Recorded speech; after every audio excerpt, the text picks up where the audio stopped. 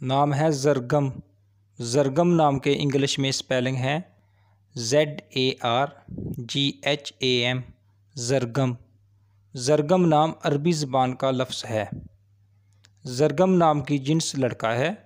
ज़रगम नाम लड़कों का नाम रखा जाता है। ज़रगम नाम का मज़हब मुस्लिम है। ज़रगम नाम मुसलमान लड़कों का नाम रखा जाता है।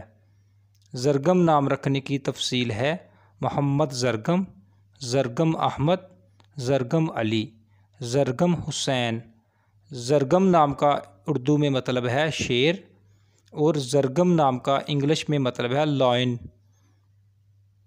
Thanks for watching. अगर आपको हमारी वीडियो पसंद आती है तो प्लीज़ हमारे चैनल को सब्सक्राइब कर दें, वीडियो को लाइक कर दें और दोस्तों से भी शेयर कर दें और साथ में दिए गए बेल आइकन को भी प्रेस कर दें ताकि हर नई आने वाली मज़ीद अच्छी वीडियो आप तक पहुंच सके। शुक्रिया।